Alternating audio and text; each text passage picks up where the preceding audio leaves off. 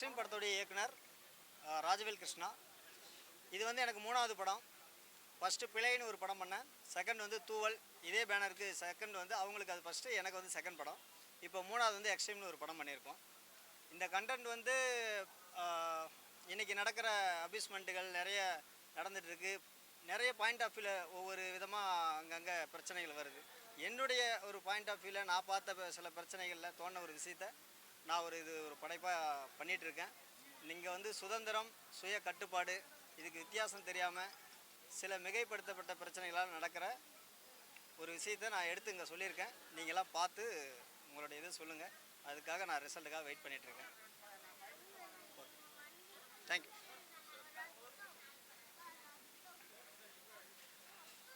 இந்த படத்தோட ப்ரொடியூசர், அப்புறம் அதில் ஒரு போலீஸ் கேரக்டர் நடித்த ஆள் நான். ஸோ இந்த படத்தோட கதை சொல்லும் போது எனக்கு வந்து பிடிச்சிருந்தது. பட் அதை நான் டெவலப் பண்ணும் போது ஒரு முக்கியமாக ஒரு விஷயம் பிடிச்சிருந்தது அவர் கடைசியாக சொன்னது. அதாவது ஒரு விஷயத்தால் ஈர்க்கப்பட்டவங்க எந்த வித பாதிப்புகளை ஏற்படுத்துகிறாங்க அப்படிங்கிற ஒரு விஷயத்த சொன்னார். அதாவது இது சில சில காரணங்களால் யாரெல்லாம் பாதிக்கப்படுறாங்க, அதை எப்படி நம்ம சரி பண்ணணும் அப்படிங்கிற மாதிரி ஒரு கோணத்தில் சொன்னார். கதை பிடிச்சிருந்தது. அப்புறம் சரி போவோம்னு சொல்லிட்டு தான் நாங்களும் அந்த படத்தை எடுத்தோம். ரொம்ப கஷ்டப்பட்டு இந்த டீம் எல்லாமே சப்போர்ட் பண்ணி எல்லாமே கோஆப்ரேட் பண்ணி நல்லா பண்ணியிருக்காங்க. இந்த படம் ஓரளவுக்கு வந்திருக்கு. இதை நீங்கள் நல்ல முறையில் கொண்டு போய் சேர்க்கறது உங்களை சேர்க்கணும்னு உங்களை கேட்டுக்கிறேன். நன்றி. எல்லாருக்கும் வணக்கம். ஃபஸ்ட் வந்த ப்ரெஸ் மீடியா எல்லாருக்கும் ரொம்ப நன்றி. உங்களோட சப்போர்ட் அண்ட் லவ் எப்பவும் தேவை.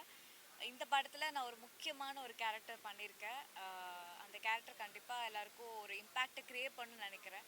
அண்ட் எல்லோரும் சப்போர்ட் பண்ணுங்கள். தேங்க்யூ.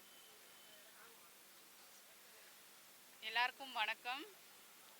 என் பேர் சரிதா. நான் இதில் ஒரு முக்கியமான ரோல் பண்ணியிருக்கேன். நீங்கள் எல்லாரும் இதுக்கு ஆதரவு கொடுக்கணும். இந்த சமுதாயத்தோட விழிப்புணர்வு மாதிரி ஒரு படம் பண்ணியிருக்கோம். எல்லோரும் பொதுமக்கள் எல்லாம் ஆதரவு கொடுக்கணும். இந்த படம் நல்லா வரணும். உங்கள் கையில் தான் இருக்குது. தேங்க்யூ.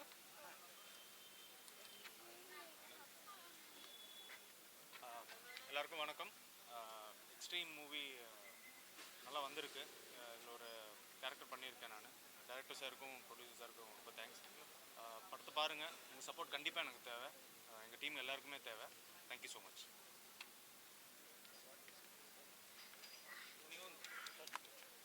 வணக்கம். நான் ராம்கோபி, இந்த எக்ஸ்ட்ரீம் மூவியோட எடிட்டர். படம் நீங்கள் எல்லாம் பார்த்துருப்பீங்க. நீங்கள் நல்ல ரிவ்யூஸ் கொடுத்து படத்தை நல்லா ஓட வைக்கணும்னு தன்மை கேட்குறேன்.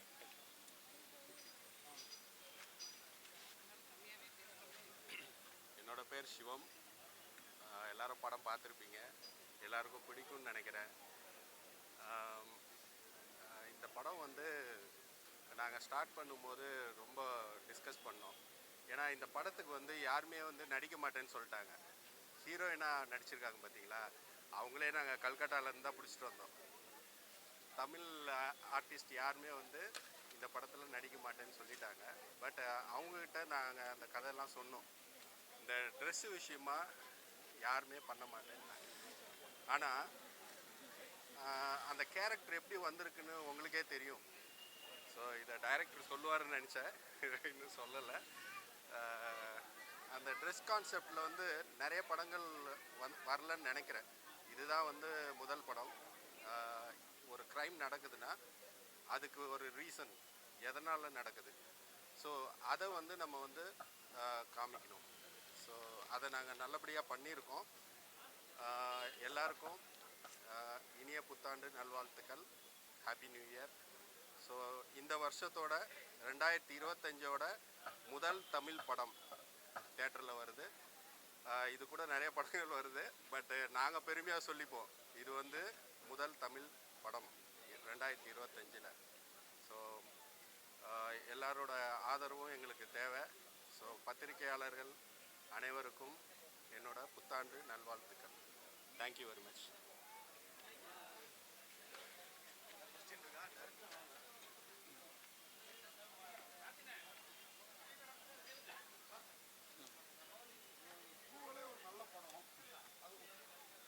கொஞ்ச நாள்லேயே ரிலீஸ் பண்ணுறீங்க, என்ன நோக்கம்? ஏன்னா இது வேற களமாக இருக்குது.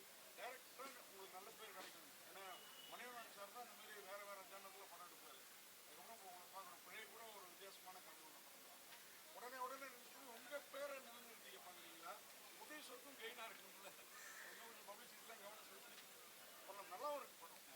Thank you sir. அதாவது நீங்கள் சொன்னீங்க இல்லையா மணிவண்ணன் சார் மாதிரி அவர் மாதிரி, ஏன்னா இப்போ யாரும் அந்த மாதிரி எடுக்கிறதில்ல. ஏன்னா ஒரு டைரக்டர் அப்படின்னாலே அவருடைய ஒரு படம் பார்த்தாவே கடைசி படம் வரைக்கும் அவங்களுடைய ஒரே ஸ்டைலாக தெரியும். அதனால் இந்த படத்தை பார்த்தாவே இவர் தான் டைரக்டர்னு கண்டுபிடிக்க முடியும். பட் மணிவண்ணன் சார்து மட்டும்தான் அப்படி கண்டுபிடிக்கவே முடியாது. எனக்கு ஆசையும் அது மாதிரி என்னுடைய படம் இவன் இந்த பையன் இதுதான் பண்ணுவான் அப்படின்னு யாருமே ஜட்ஜ் பண்ணக்கூடாது. எது சொன்னாலும் அதை அவன் வித்தியாசமாக அவன் பண்ணிவிடுவான். இந்த மாதிரி வெரைட்டியாக அவனால் பண்ண முடியும் அப்படின்றத நான் வந்து சாதிக்கணும்னு நினைக்கிறேன். அதை பண்ணி பார்க்கணுன்னு நான் நினைக்கிறேன். அதை தான் நான் பண்ணிகிட்ருக்கேன். இது வந்து பார்த்தீங்கன்னா நம்ம உடனுக்குடனே பண்ணுறேன் அப்படின்னா, நம்ம வந்து கொரோனா முடிஞ்ச அந்த டைமில் நான் எடுத்தது தான் தூவல் படம். இது வந்து நாங்கள் இப்போ ஒரு 1 இயருக்கு முன்னே தான் ஸ்டார்ட் பண்ணோம் இது. அதனால் ப்ரொடியூசருக்கு வந்து எல்லாமே நான் சொல்லிட்டு தான் எடுக்கிறேன். அதாவது வந்து தூவல் வந்து பைசா வராது, அவார்டு தான் கிடைக்கும் அப்படின்னு உண்மையை சொல்லிட்டு தான் நான் எடுத்தேன். பட் இதை நான் ட்ரெய்லர்லேயே பிஸ்னஸ் ஆகும்னு நினச்சேன். ஏன்னா இது ஒரு கான்ட்ரவர்சியான கண்டென்ட். அதனால தான் இங்கே வந்து நிறைய ஹீரோயின்ஸ் வந்து இதை நடிக்க மாட்டேன்னு சொன்னதுக்கான ரீசன் என்னன்னா, அவங்க போடுற ஆடையை நான் வந்து குறை சொல்கிறேன் அப்படின்ற சென்ஸில் அவங்க வந்து அதை பார்க்குறாங்க. ஏன்னா ஏ கிளாஸ் பீப்புள் எல்லாமே இந்த மாதிரி ட்ரெஸ்ஸு அணிவாங்க. அவங்க சர்க்கிளில் போகும்போது அவங்க யாருக்குமே அது வந்து ஒரு பெரிய ப்ராப்ளமாக தெரியாது. ஏன்னா அது ஆஸ் யூஷுவல் அப்படின்னு இருப்பாங்க. பட் அவங்க சி கிளாஸ் பீப்புள், பிசி இந்த மாதிரியான ஒரு நார்மல் ஏரியாவில் போகும்போது அவங்களுடைய கண்ணோட்டம் வேறு. ஏன்னா இங்கே ஒவ்வொருத்தருடைய பாயிண்ட் ஆஃப் வியூ வெவ்வேறு மாதிரி இருக்கும். அவனுடைய வாழ்வியலுக்கு தகுந்த மாதிரி தான் அவனுடைய பாயிண்ட் ஆஃப் வியூ மாறும். அப்படி இருக்கும்போது அதனால் ஈர்ப்பாகிறவன் அவங்கள எதுவுமே தொட முடியாது. ரீசன் என்னன்னா போலீஸ், ஃப்ரெண்ட்ஸ், பேரண்ட்ஸ் இப்படின்னு நிறைய அவங்களுக்கு வேலி இருக்கும். பட் இது எதுவுமே இல்லாத சில பேர் இருப்பாங்க இல்லைங்களா, அவங்க மேலே இது திணிக்கப்படும் போது, பட் இதுக்கு ஒரு மறைமுகமான ஒரு காரணமாக அதுவும் ஒன்றா இருக்குது. அது மட்டுமே காரணம் இல்லை, அதுவும் ஒன்றா இருக்குது அப்படின்றத தான் நான் சொல்ல வந்தேன். அது இங்கே நிறைய பேர் அக்செப்ட் பண்ணாதனால அவங்க அது சொல்கிறாங்க. எனக்கு என்னென்னா இங்கே நம்ம உண்மையை சொல்லுங்க. ஏன்னா பெண்களுக்கு ஃபேவராக பேசினா மட்டுமே இங்கே வந்து பொழப்பு ஓட்ட முடியும் அப்படின்னு வந்து நிறைய போயிட்டுருக்குங்க. அப்படி கிடையாது. நம்ம உண்மையிலே அவங்களுக்கு ஃபேவராக பண்ணுறோம் அப்படின்னா அவங்களுக்கு வந்து ஜால்ரா தட்டுறது, சப்போர்ட் பண்ணுறது அது கிடையாது. உண்மையிலே அவங்களுக்கு எது பாதுகாப்பு, அந்த விஷயத்தை நம்ம வந்து தைரியமாக சொல்லணும். நம்ம இன்றைக்கி நடந்த எங்கள் அண்ணா யூனிவர்சிட்டி பிரச்சனை தெரியும், அது எவ்வளோ பெரிய இஷ்யூன்னு. ஆனால் ஆளாளுக்கு ஒவ்வொரு பாயிண்ட் ஆஃப் வியூவில் சொல்லிட்டு இருக்காங்க. ஒருத்தர் ஒரு பொண்ணு தைரியமாக சொல்லிட்டா சூப்பர், அவனை கொல்லணும் செய்யணும் அப்படின்னு பேசுகிறோம். இன்னொரு பாயிண்ட் ஆஃப் வியூ அவை வந்து 8 மணிக்கு மேலே அண்ணா யூனிவர்சிட்டியில் அந்த பொண்ணுக்கு இன்னொரு பையனோட என்ன வேலைன்னு பேசுகிறோம். ஒவ்வொருத்தருடைய பாயிண்ட் ஆஃப் வியூ. அப்போ எல்லாருமே அவங்க ஆடைனா நான் இதுதான் உடை என் உரிமை அப்படின்னு எல்லாமே சொல்லிட்டாங்க. நிறைய நான் பார்த்துட்டேன். இன்றைக்கி இருக்கிற பாப்புலர் டைரக்டர்ஸ் எல்லாமே அதை தான் சொல்லிட்டு இருக்காங்க. ஆனால் நான் பார்க்குற கண்ணோட்டம் என்னென்னா, இன்றைக்கி அண்ணா நகர் பார்க்கு போனீங்கன்னா தெரியும். நான் அந்த பார்க்கை பார்த்து தான் அந்த ஸ்கிரிப்டே நான் எழுதினேன். ஒரு பாதி பார்க் பார்த்தீங்கன்னா சில்ட்ரன்ஸு, பெரியவங்க எல்லாருமே வந்து அவங்களுடைய சில்ட்ரன்ஸ் விளையாடுவாங்க, பெரியவங்க ஒர்க் அவுட் பண்ணுவாங்க, ரிலாக்ஸேஷனுக்கு வருவாங்க, இது எல்லாமே நடக்கும். அப்படியே பாதி பார்த்தீங்கன்னு வச்சுங்களேன், ஃபுல்லாக ரொமான்ஸ் போயிட்டுருக்கும் பப்ளிக் பிளேஸில். அதை சில்ட்ரன்ஸும் பார்க்குறாங்க. ஏன்னா நம்ம எதுக்காக வந்து சில்ட்ரன்ஸு பார்க்குற இடத்துல இடம் பொருள் ஏவல் தெரிஞ்சு நம்ம வந்து ட்ரெஸ்ஸிங் சென்ஸ் பண்ணணும் அப்படின்னு நான் சொல்ல வரேன். அப்படின்னா ஒரு போஸ்டர் வந்து ஒரு ஆபாசமாக போடுறாங்கன்னு வச்சுங்களேன் ஸ்கூல் பக்கம், அதுக்கு எதிராக நம்ம போராடுவோம், கிழிப்போம். ஏன்னா அதை பார்த்துட்டு போகிற பசங்க ஈர்ப்பு ஆகிடக்கூடாதுன்னு தானே. அதே மாதிரி தான் ஒரு சிகரெட்டு குடிக்கிறது நம்ம உரிமை தான். ஆனால் பப்ளிக் பிளேஸில் ஏன் குடிக்கக்கூடாதுன்றோம், மற்றவங்கள பாதிச்சிடக்கூடாதுன்னு தானே. ஏன்னா அதை மூந்து போகிறவனும் இருப்பான், அதனால் அவனுக்கு ஒரு எஃபெக்ட் ஆகிடக்கூடாதுன்றதுக்காக தான் ஒரு கவர்மெண்ட்டு அங்கங்கே போர்டு வைக்கிறதும் சொல்கிறது எல்லாமே பண்ணிகிட்டு இருக்கோம். நான் சொல்ல வர்றது அந்த மாதிரி தான். நீங்கள் போடுறது உங்கள் உரிமை தான். மற்றவங்கள முகம் சுளிக்காத மாதிரி போட்டிங்கன்னா யாருக்கும் எந்த பிரச்சனையும் இல்லை அப்படின்றத தான் நான் இங்கே வந்து பதிவு பண்ணுறேன்.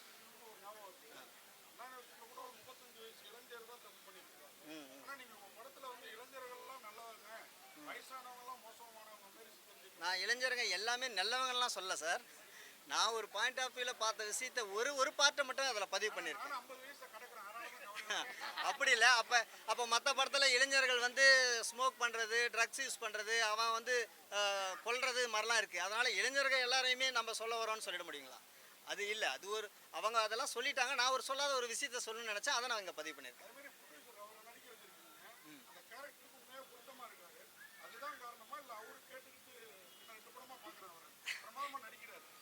அவர் பிரமாதமாக நடிக்கிறத அதுதான் சொல்கிறேன். இப்போ அவங்க பிரமாதமாக நடிக்கிறதுனால தான் சார் நான் இதில் வந்து அவங்கள செலக்ட் பண்ணுறேன்.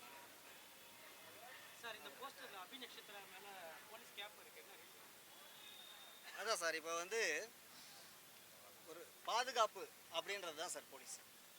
ஏன்னா இப்போ நம்ம போலீஸை எங்கே பார்த்தாலும் குறை சொல்லிகிட்டே இருக்கோம். எல்லா இடத்துலையுமே நம்ம வந்து போலீஸ் வந்து குதிரைக்கா போய் சிலுமிசம் பண்ணால் கூட நிற்க முடியாது. நம்ம ஒன்று வந்து இங்கே நான் வந்து பதிவு செய்ய விரும்புகிறேன். நம்ம அரசாங்கத்தை குறை சொல்கிறது, போலீஸை குறை சொல்கிறது, இதெல்லாம் பண்ணிகிட்டு இருக்கோம் இல்லைங்களா? எல்லா இடத்துலையும் நம்மளை பாதுகாக்க முதல்ல முயற்சி எடுக்கணும். அதுக்கப்புறம் தான் இது வந்து பாதுகாப்பு அப்படின்றதுக்காக மட்டும் நான் போலீஸ் கேப்பை வச்சுருக்கேன். அபிநேஷ் உங்களுக்கு ஒரு கேள்வி. ஆக்சுவலாக நம்ம ஊர் ஹீரோயின்ஸ்லாம் குழந்தைக்கு அம்மாவா 2 குழந்தைக்கு அம்மாவா நடிக்கிறதுக்கே வேணாம்னு தயங்குவாங்க. ஆனால் வந்து நீங்கள் ரொம்ப சின்ன பொண்ணாக இருக்கீங்க. நான் சொல்ல கூட என் பொண்ணு வயசு தான் இருக்கும்னு நினைக்கிறேன். உங்களுக்கு ரொம்ப நல்லா நடிக்கிறீங்க, வளர்ந்துருக்கீங்க. இந்த மாதிரி ஒரு கூட்டு பாலியல் அந்த மாதிரி விஷயத்தில் நடிக்கிறதுக்கு எப்படி சமாளிச்சீங்க? சமூகத்துக்கு விழிப்புணர்வு ஏற்படுத்தணும் அப்படிங்கிற காரணம் மட்டும்தானா? கண்டிப்பாக சார், கண்டிப்பாக சார். விழிப்புணர்வுக்காகத்தான் இது நான் விழிப்புணர்வுக்காகத்தான் இந்த கேரக்டருக்கு வந்து நான் ஒத்துக்கிட்டேன். அதனால உங்களோட ஃபியூச்சர் ஐயோ அப்படி இல்லை. நான் நடிகைங்க, நான் ஆர்டிஸ்ட், ஓகே, நான் கலைஞர். எனக்கு எந்த பாத்திரம் கொடுத்தாலும் அதை கரெக்டாக பண்ணணுங்கிறது தான் என் மைண்டில் இருக்கும். அதை நான் எப்படி வெளியே காட்டிக்கணும், என்னோட ஃப்ரேமில் என்ன வருது, என்னை எப்படி காட்டுறாங்கங்கிறதுல தான் நான் கான்சென்ட்ரேட் பண்ணுவேனே தவிர எனக்கு என்ன கேரக்டர் கொடுத்துருக்காங்க அது வந்து வெளியே பார்த்தா முகம் சுளிக்கும், இப்படி நெகட்டிவ் பாசிட்டிவ் இதை பற்றிலாம் நான் யோசிக்க மாட்டேன். அந்த கதாபாத்திரம் எனக்கு சேஃபாக இருக்கா, அது என்னால் பண்ண முடியுமா, அது மட்டும் தான் நான் யோசிக்கிறேன்.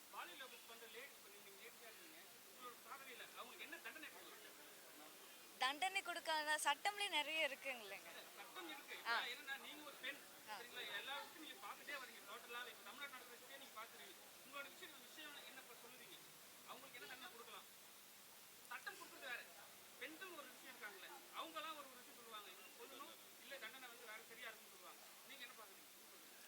இந்த மாதிரி அட்டெம்ப்ட் நடந்தாலே அது ஒரு எப்படி சொல்கிறது, கடுமையான தண்டனை கொடுக்கணும்னு தான் நான் சொல்லுவேன். இந்த மாதிரி அட்டெம்ப்ட் நடந்தாலே ஆயுள் தண்டனை கொடுக்கறதுல தப்பு இல்லை. தேங்க்யூ. சொல்லுங்கள்.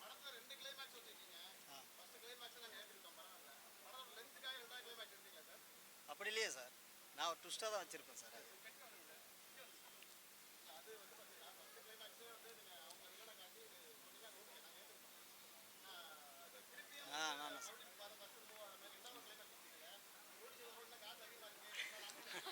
இல்லை நான் சொல்கிறேன். அதாவது நான் 2 கிளைமேக்ஸ் காட்டினதுக்கு ஒரு ரீசன் என்னென்னா, நம்ம 2 பேருக்கும் சொல்ல வேண்டிய கடமைப்பட்டிருக்கோம். வெறும் லேடிஸை மட்டுமே நம்ம சொல்லிடக்கூடாதுங்க. ஜென்ஸுங்களும் அளவுக்கு அதிகமாக மீற அவங்களுடைய பிரச்சனைகளையும் தான் நான் சொல்ல வரேன். இப்போ ஜென்ஸுக்கு என்ன சொல்லியிருக்கேன், அதாவது வந்து பார்த்தீங்கன்னா ஒரு அனிமல்ஸுக்கும் மனுஷனுக்கும் ஒன்று தான் வித்தியாசம். உணர்ச்சியை கட்டுப்படுத்துறவன் தான் மனுஷன், அதை மீறவன் மிருகம். நம்ம என்னதான் அவங்க நியூடாகவே நின்றாலும் நம்ம அதை கட்டுப்படுத்தின்னு இருக்க தான்டா நம்ம மனுஷன், அதை மீறினா நம்ம மிருகம் அப்படின்றத சொல்லி ஒரு கிளைமேக்ஸ் நான் முடிச்சிருப்பேன். இன்னொன்று, எல்லாருமே ஏதாவது ஒரு பொறுப்புக்காக இப்போ மேக்சிமம் நம்ம இப்படி கட்டுப்படுத்திட்டு இருக்கிறவங்களையும் நம்ம அவங்களையும் எல்லை மீறி அவங்க வந்து தப்பை வெளியே செய்கிற அளவுக்கு நம்ம தூண்டிடவும் கூடாது அப்படின்றதுக்காக தான் இந்த 2 கிளைமேக்ஸை நான் சொல்லியிருக்கேன்.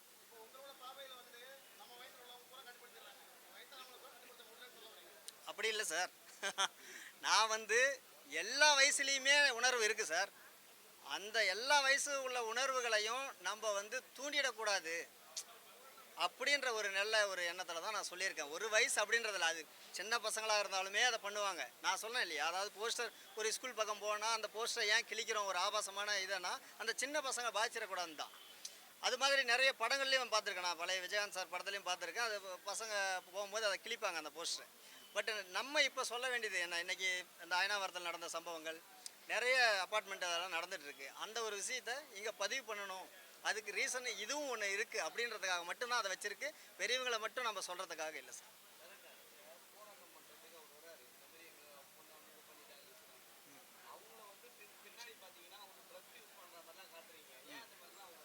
அந்த போராட்டம் பண்ணுற டீமு அப்படி கிடையாது. உள்ளே அவங்க போனாங்கன்னா அவங்களுக்கு தூக்கு தண்டனை தான். இன்றைக்கி போராட்டம் வந்து ஃபுல்லாக எல்லாருமே அதானே சார். அவர் எப்படி பனிஷ் பண்ணுவாருன்றதை முதல்ல நான் சொல்லிட்டேன். அதுக்கப்புறம் 2வது மாட்டினாலும் அவங்களுக்கு அதான் தண்டனைன்றதை அண்டர்ஸ்டாண்ட். ஏன் அவர் வேற சீமான் சாயல்லே இருக்காரு. இவர் கேட்ட கேள்விக்கு அப்புறம் எனக்கு ஞாபகம் வருது. இல்லைங்க, உருவ ஒற்றுமை நிறைய பேருக்கு இருக்குங்க. அந்த கெட்டப்பில் அவர் அப்படி இருக்கார். இதே போன படத்தில் பார்த்தீங்கன்னா தூவல் அப்படி தெரியல இல்லைங்களா. ஒவ்வொரு கெட்டப்புக்கு ஒவ்வொரு உருவ மாற்றங்கள் வரதான் செய்யும்.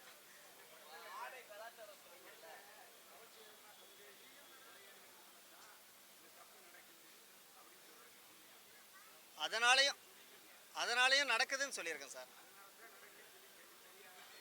அதான்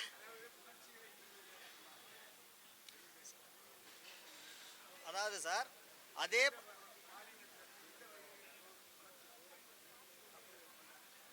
ஆமாம் சார், உணர்ச்சியை தூண்டுனா தப்பு அதுதான் எல்லாருக்குமே தூண்டப்படும் போது நம்மள மாதிரி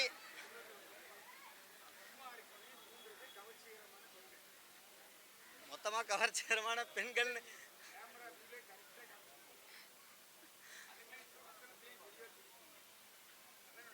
எல்லை மீறிய கவர்ச்சி தூண்டப்படும் சொல்கிறேன் சார். கவர்ச்சி மட்டும் கிடையாது சார். நான் இன்னொன்று சொல்கிறேன் சார். இப்போ வந்து பெண்களால் ஆண்கள் தூண்டப்படுது. நான் இந்த படத்தில் அது ஒரு பாயிண்ட்டாக நான் சொல்லியிருக்கேன். ஆண்களையும் மிஸ்யூஸ் பண்ணுற பொண்ணுங்களும் இருக்காங்க ஓகேங்களா. நீங்கள் அதான் சார், அது உங்கள் பாயிண்ட் ஆஃப் வியூ சார். ஒவ்வொரு பாயிண்ட்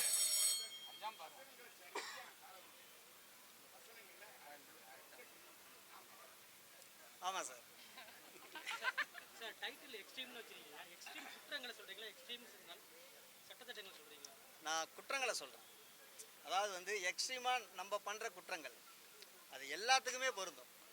இப்போ வந்து உங்களுக்கு பார்த்தீங்கன்னா ஆடை எல்லை மீறிய ஒரு எக்ஸ்ட்ரீம் பண்ணுறதுனால வர்றது, ட்ரக்ஸ் எல்லை மீறிய ஒரு ட்ரக்ஸ் யூஸ் பண்ணுறதுனால வர்றது, நம்மளுடைய எல்லாமே நம்மளுடைய வாழ்வில் இருக்கிற எல்லாமே அளவுக்கு மிஞ்சினா அதுதான் எக்ஸ்ட்ரீம். நம்ம அளவோடு இருக்கிறது தான் நல்லது. அளவுக்கு மீற விஷயங்கள் எல்லாமே எக்ஸ்ட்ரீம். மிக சார்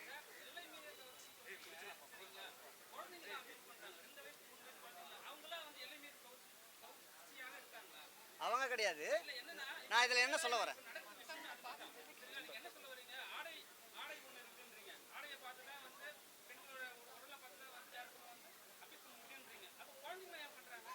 அங்கே பார்த்ததன் விளைவு. இப்போ வந்து பார்த்தீங்கன்னா அதுதான் சொல்கிறேன். இப்போ மனநோயாளிகளும் இங்கே இருக்காங்க, இப்போ இங்கே சைக்கோவும் இருக்காங்க. இப்போ நம்ம இதுக்கெல்லாம் கட்டுப்படுத்திட்டு இருக்கிற எல்லாருமே நம்ம வந்து மனுஷன். இதெல்லாம் மீறி இருக்கான் இல்லைங்களா, அந்த அக்யூஸ்டுங்களும் இங்கே இருக்காங்க. அவங்க பார்வையிலையும் இது பட்டா அந்த மாதிரியான விளைவுகளும் வரும் அப்படின்னு ஒரு பாயிண்ட் ஆஃப் வியூவில் சொல்லியிருக்கேன். ஆமாம், நான் சொன்னது எல்லை மீறி ஆடை போடாதீங்க. மிடில் நம்ம நார்மலாக அழகாக தெரியுறோமா எல்லாமே போடலாம் சார், எல்லாமே போடலாம். இப்போ ட்ரெஸ் வந்து ஜீன்ஸ்லேருந்து நீங்கள் போடுற எல்லா ட்ரெஸ்ஸும் போடலாம். ஆனால் ஓவர் கிளாமர் இல்லாமல் போடுங்கன்றது தான் என்னுடைய. அயனாவரம் மாதிரி நிறைய இடத்துல நடந்திருக்கு. அப்படி இல்லை சார், இங்கே மட்டும் 4 பேர் கிடையாது சார். நம்ம பாண்டிச்சேரி போனாவும் அங்கேயே 2 பேர் 3 பேர் 4 பேருன்றான். ஒவ்வொரு விஷயத்துலையும் ஒரு 4-5 பேர் கேங் சேர்ந்துட்டு தான் ஒவ்வொரு விஷயத்தையும் பண்ணிகிட்ருக்கோம். அதெல்லாம் நான் இதில் வந்து ஒரு அப்படி பார்த்தா 5 பேர் அந்த மாதிரி நான் போட்டிருக்கேன். அயனாவரம் சம்பவம் மட்டும் இல்லை, அது மாதிரி நிறைய விஷயங்கள் இருக்குது. எல்லாத்தையும் சேர்த்து தான் நான் ஒரு இதாக கொடுத்துருக்கேன். இன்னொரு போலீஸு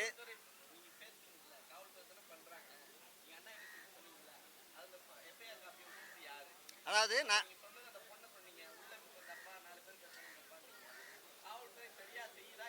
நான் சொல்கிறத நீங்கள் கரெக்டாக கவனிக்கல. ஏன்னா நான் சொன்னது ஒரு பாயிண்ட் ஆஃப் வியூவில் இப்படி சொல்கிறாங்க, இன்னொரு பாயிண்ட் ஆஃப் வியூவில் இப்படி சொல்கிறாங்க. அது தெரிஞ்சால் தான் நம்ம சொல்ல முடியும் ஒன்று. ஆமாம்,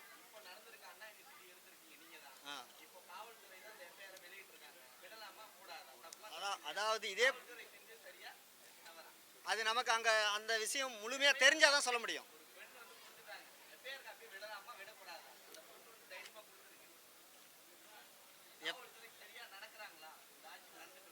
இல்லை, இது நான் என்ன சொல்ல வரேன்னா, இந்த ஆட்சின்றதில்ல, எல்லா ஆட்சியிலையுமே சில அட்ஜஸ்ட்மெண்ட் இருக்கும்.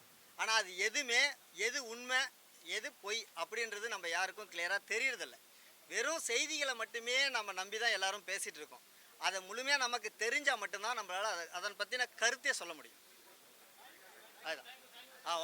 Okay, thank you.